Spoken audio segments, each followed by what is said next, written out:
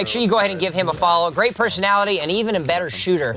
When you think about it, their team member sitting now in first place. Also a delectable dessert, frozen treat. Yeah, no, straight up. Have you ever had a chocolate taco? Absolutely. Yeah, Who hasn't had one? All right, no, that's true. I've had one. Let me clarify. You guys are both staring at me. I've had a choco taco. We can go to a gas station right now and go get you something if you haven't had one. I'm at 7-Eleven after this.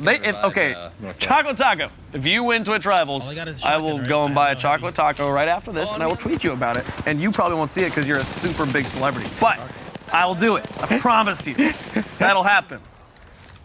At WavePunkRL on Twitter, I guess. Weird flex, but okay.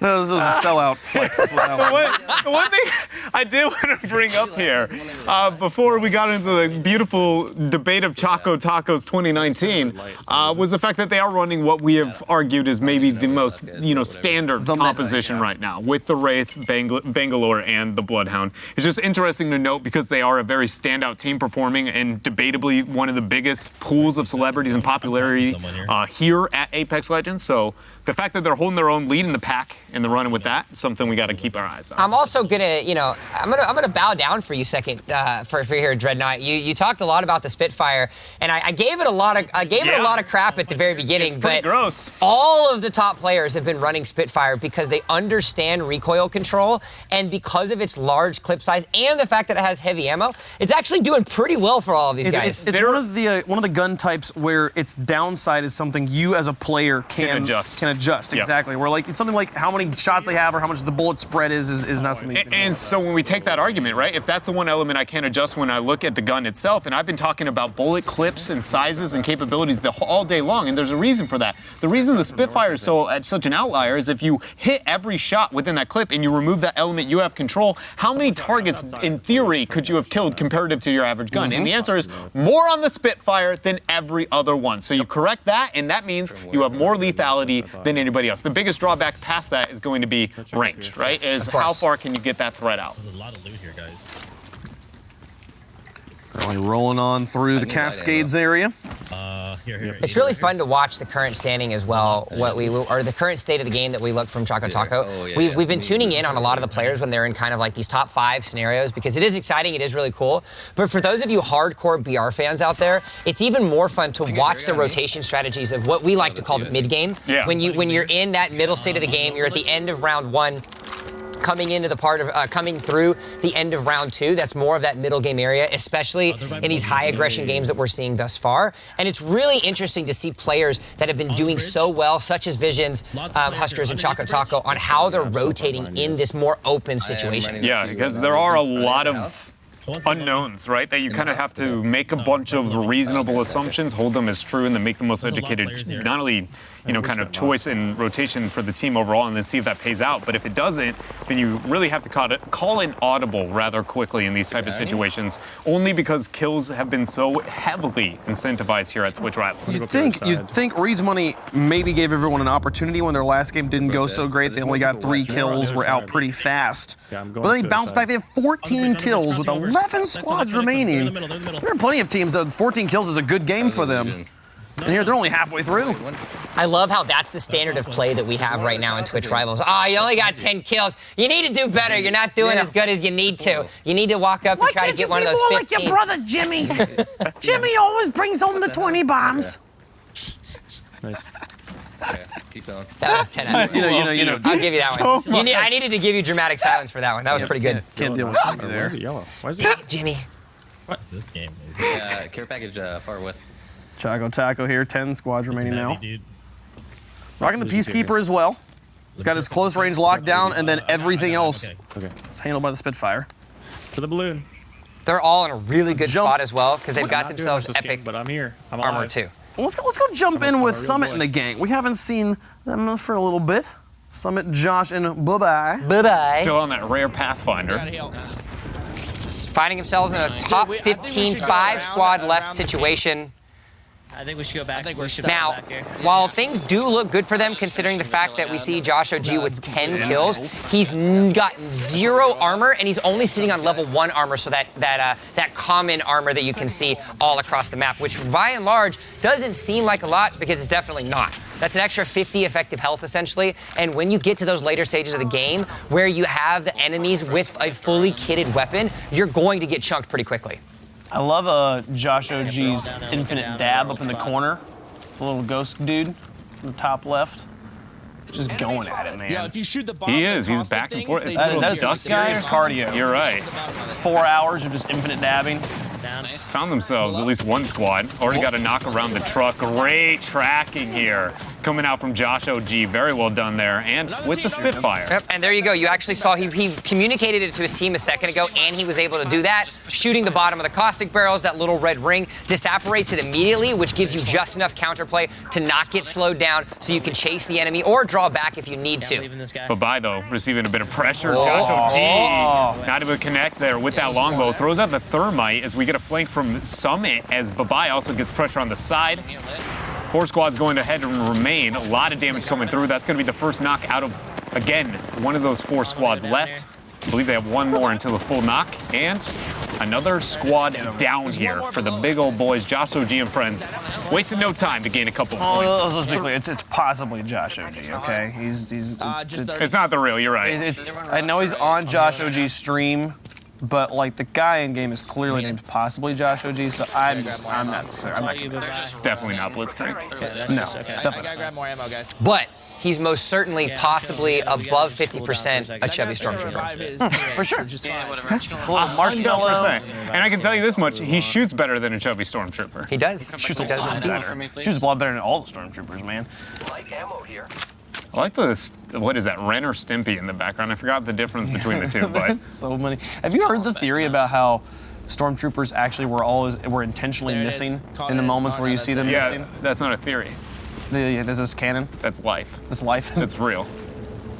Is this some weird allegory to people aren't there when you need them kind of thing? No, it we was just like- went down a deep dark path, Dreadnought. I don't think this is the way we want to It go. was one of those, like, how can our, dreams be real? Like, I was trying to, like, what is it? The Will Smith's child? I was trying to just I'm getting shot. And become the prophet. this is where we've reached Let's ourselves. just go check in with DrDisrespect. Let's go see how Doc's doing right now. Is he being able to beat up on Shroud? He's currently ranked more highly than he is. Ranked 3. Hasn't been able to get himself an elimination yet thus far, though his teammate, Vis, is certainly keeping it up. He's at double digits with 10, 9 squads, 26 players left remaining, and it looks like they're in crazy of enough firefight. Lots of damage coming out from that EV8. Shotgun, he's going to try to see if he can get him on the recoil. He does. The Pathfinder goes down. Elimination complete. That's going to be some extra kills into their pockets. And they find themselves in a good spot. I think that's the first kill we've seen with an EVA. Yes, it's not only the. We might have got one in Europe, maybe one, but you are right. Out of a majority of the shotguns, definitely Peacekeeper has been far and above the highest priority. But I want to bring up something that we saw out of Vis there when it comes to the element of movement, but then what he did with specifically Bangalore in the passive. He actually utilized that he had an auto shotty and took the passive by them scouting and shooting at him for mobility. He didn't waste that to flank. He goes, I'm coming at you. That the Pathfinder had no idea what to do within that choke, tried to run away, and let's be real, you can't run away from auto shotty when Bangalore just hunting you down. Where you going? Come on back. Now the Arc Star is in to clear the house. And what happened? The sticky grenade stuck the tape too. I just want to know if it goes through the door. There we go. And then it is the grenade. So you can use grenades to blow open doors. Great. And people in there. Look at that. Oh, 59 damage. Charging on in. He's able to get it, knocked down for 1. He's going to immediately go in to try to get more. He's going to use the Bangalore passive, just like you were talking about in the last engagement. Yeah. A couple of hip fires are going to go out. He knows the guy went out the backside. He's going to ADS to try to get down sides, paints a silhouette around his character. Bangalore smokes to try to get a little bit more out of it. And it's the hip fire, the knockdown. 1 more still left alive, though. He needs to be careful. Yeah, and they got to just track down the third, wherever he's going to be at this point in time. I don't believe that they are going to maybe look for a ping with the Bloodhound. They found him inside the house. It seems like somebody's kind of spraying there. Oh, there he is. He's going to have to try to get one more. It's going to be a mirage. Is he going to be able to get it? He is. Muscle Murphy, I'm sorry. It's back to the lobby you go because Vis, DrDisrespect, and Crafty are running huge. And one thing happened early in this initiation before the chaos kind of keeps happening here is, but after that grenade went down, the 59 damage that came in, they knew that after they got the knock on the staircase, there was a second target upstairs due to the information on the lack of shields based on that grenade before. It's one of those moments where the UI elements of Apex Legends allows you to make very smart choices in very quick time frames. And Vis, I mean, he's been clutching it out on that all day. Yeah, and just when you think all of the action is over, squad after squad is concaving down onto DrDisrespect the Craft, but they are not backing down. It is another knockdown. Crafty's able to pick up this one. A little bit of slide coming out of this. An assist as well as DrDisrespect finally gets on the board and gets himself a down onto iHuge Pickle. There is still one left remaining, though it wasn't a full elimination, so scouting, he must go. Blow me. You know, I don't know where I'd be if iHuge Pickle wasn't knocked out. Yeah, of this man. group, man. I'm not gonna lie. That guy's, and his teammate DeCuck over there. DrDisrespect in front, able to rid of the shenanigans here. He is purging this lobby of all of his shenanigan names. Now is Vis rolling in more wingman play. We got multiple games, like 3-something games going on with people dropping 20 bombs at the moment. It's just when you start to think like, this will be the game that puts them ahead. Nope, everyone else is right behind them. And this is something that that really speaks to the streamers that are involved here in North America. There were clearly some outliers in Europe. You had ZF, you had the Nordics, you had Team Main that were doing really well on that side. Now, if you take a look at the standings and you see what you have on the other side of the board, every single team is showing up to bat. Every single team, just when you think, oh, well, they're out of the running, they're dropping 20 bombs, they're dropping 25s, they're breaking the new record with a 35. They are showing up to play today. And I want all 6 of them. Oh, hey. And I think that word, that sentence, if you will. Thanks for the 200 bits, man. Appreciate it. Thanks, dude. Right as you finish that, Jump, he comes in and goes, I want all 6 of them. And I think that shows exactly the thought process here is there are 6 people left, and if we don't say, that we are the ones executing each and every one of those, we're doing something wrong. And that's a mentality the guys have to have because it is a very tense race there at the top half of our standings. DrDisrespect looks like he's going to kind of move up and just scout a little bit there as he drops a portal for retreat if things get a little bit hairy. And we are back at what feels like the prime place of action over Apex Legends. Every game seems like this is very much the beginning or end of it. Team Papega, just an update, currently dropping 28 kills. Our game is not over yet. And that's after they've been stepping up the ranks pretty heavily in points, actually. They're a group we might have to look out for. Hold up, though. Nice.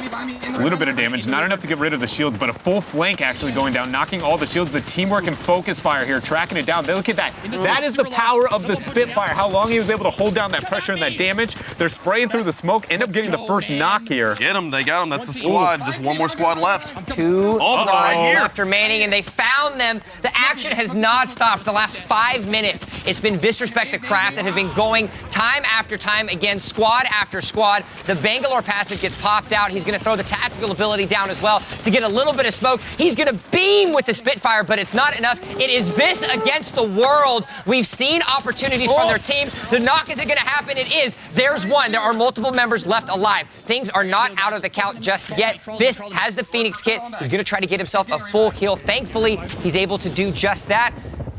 Phoenix kit goes off, but as we've said, it is not over yet. Does his teammate go for the reses in the same way that Vis has decided to go for the reses down below? The shots come out. It's a lot of damage, 50% damage onto the shield. Goes for the smoke, buy him a bit of room. He sprays down. That's 2 versus 1. No shielding remains onto Vis. Goes back, looking at a Phoenix kit.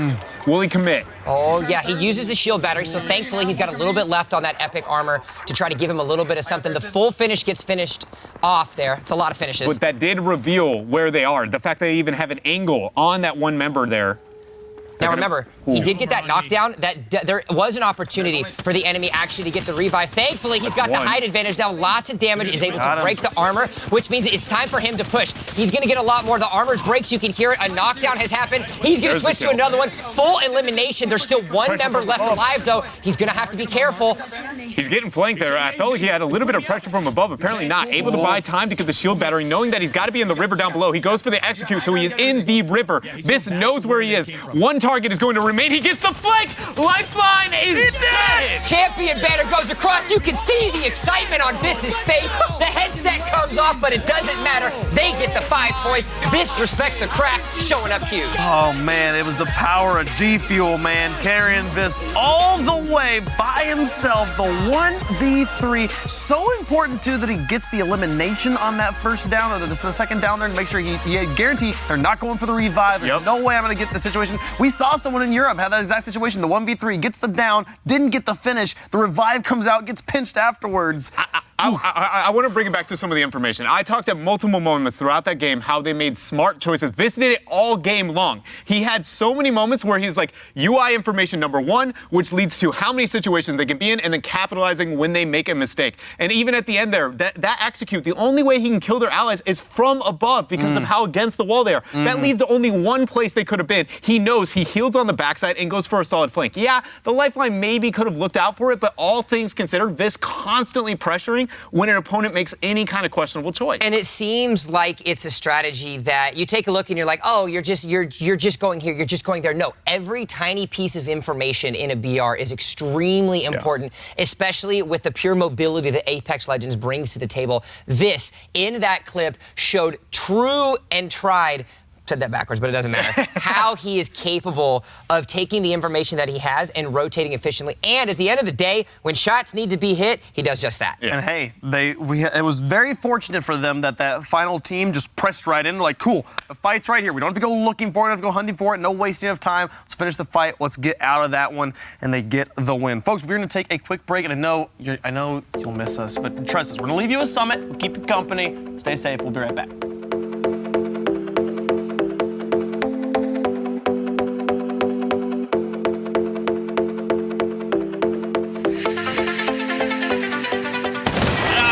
He saw me.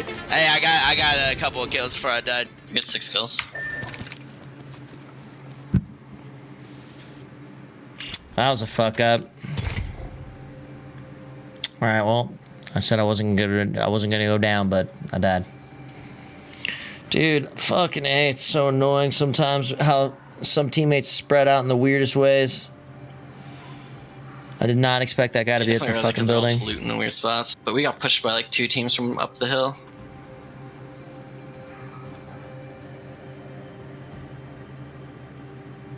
And I never had any guns I liked until the very end, and then I never got shoot.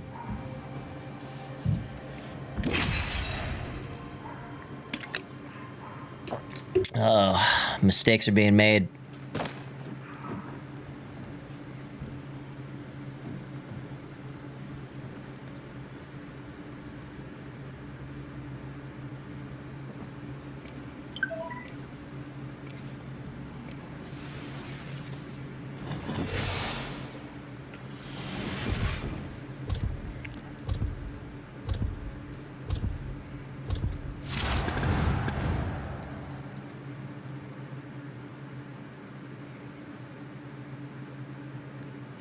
I'm not afraid. I think we're going to do great, I'll friend. never be.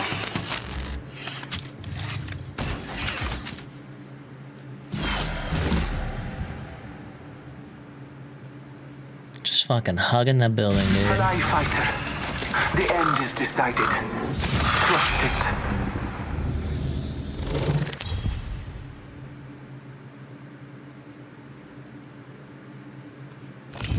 This is your champion.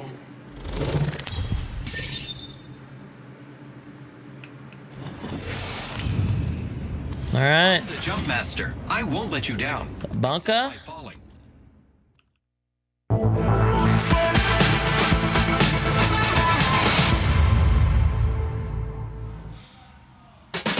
Welcome back to Twitch Rivals, folks. We're about halfway through our North American Apex Legends event. It's been a lot of fun so far. We've got some of the biggest streamers in North America here competing today. Summit 1G has been one of the mainstays of North American entertainment on Twitch. Let's get to know a little bit more about Summit.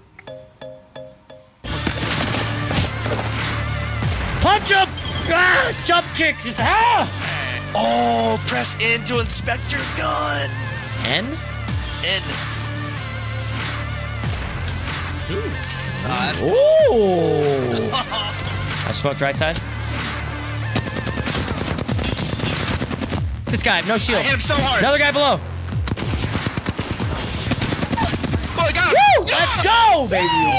Oh, sick. Summit.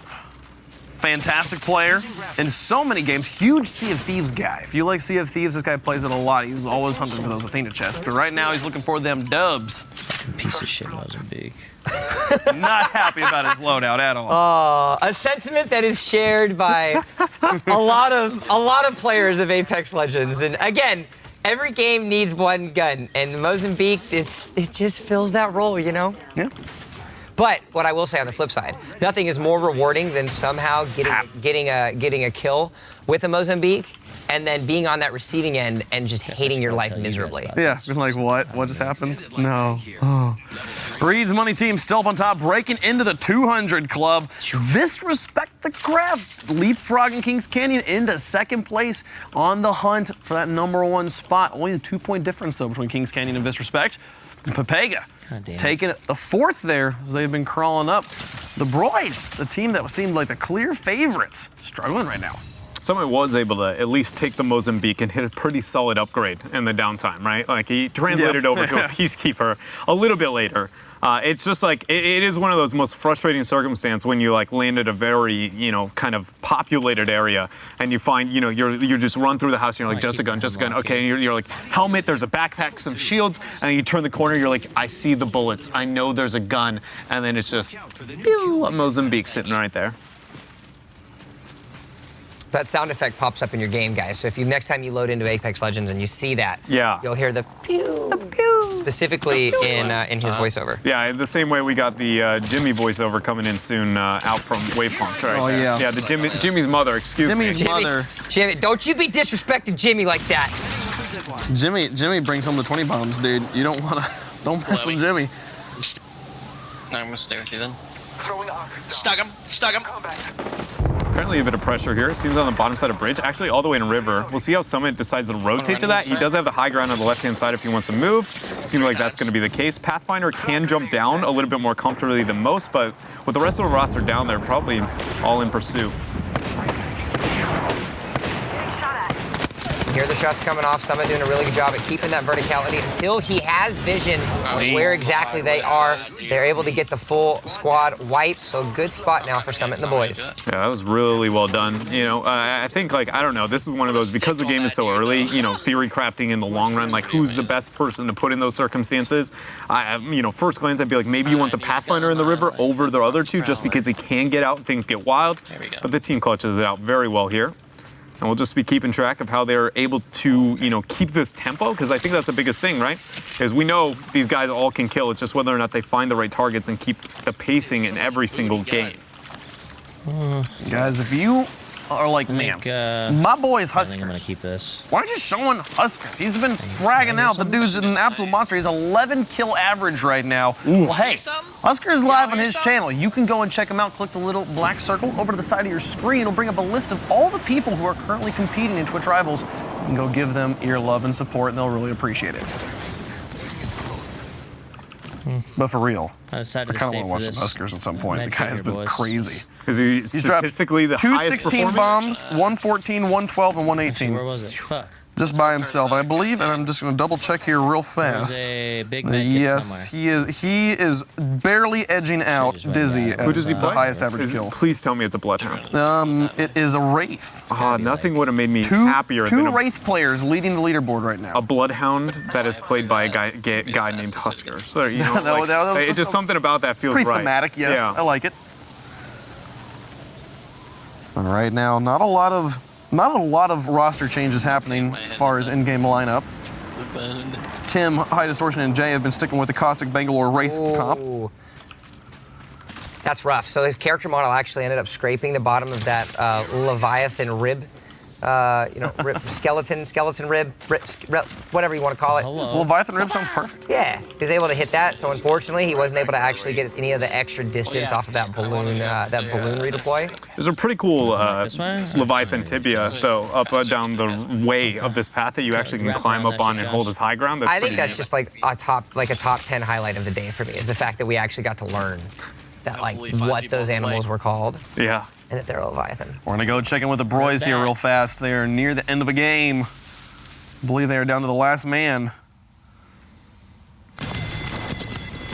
And it is Skadoodle who is in the Beast mode right now. Yeah, and that's why everybody's grayed out. Everyone's looking at him. Skadoodle is the only one alive. He is, but he's also able to hit shot after shot. You saw that Wingman was hitting every single time that he clicked his mouse, which is a good opportunity. Now, thankfully, though, he was able to get both of their respawn banners, and with 5 squads left alive, it could be an opportunity. And I know you're shaking your head because this is the probably worst spot, Dreadnought, to respawn someone. It is the hardest res ever, period. Based on how tense of a moment it is, 3 angles of approach. There's people. Did you see the shots? That's what I'm saying. Shots just came out of there. There are already people there. This is unreliable. I'm not saying this is a misplay. I'm just saying this is a challenge. This is a man versus legitimately the world right now. This is going to be a tough one. We'll see if Skadoodle can get out. He right now.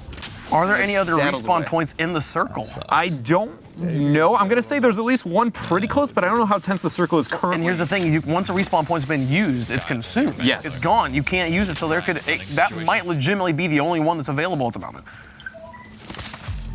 I believe they got others based on the ping and how big that circle was. I think it's very, very low chances all of them were taken at this point in time, but it is going to lead to a bit of a trek. We'll see if he goes for the balloon route just to get farther distance based off of that, knowing it's far away. There it is off into the right-hand side. Looks like balloon into res is the call. We'll see if the other res group decides to pressure, knowing this is the next closest. It's still a really huge gamble, though, for Skadoodle, because, like you mentioned, the other side of that canyon is right there that you can see on your screen. And so if these members are any sort of intelligent and they decide to go back around and they hear what's going on, and there we go, just like we're talking about, he's able to get one, though. It does have the extended mag, so he can flop off a little bit more shots of that Wingman. Tries to get a little bit of the flank. He is down the hill. Down the hill he goes. The sliding silent killer is able to get it. He goes down with the longbow. Is able to hit the 55. He gets the elimination. 1v3 Skadoodle. What are you doing? That was a monster. Disturbing. And I want us to stay on this perspective. We're about to get to watch 2 people respawn in. We haven't got to see that yet. We haven't got to see what it looks like. But if you haven't played this game before, this is what you see when you get to play the game again after you've died. The only battle royale in existence where that's a thing. And now can we just take a minute, okay? We watched Justin earlier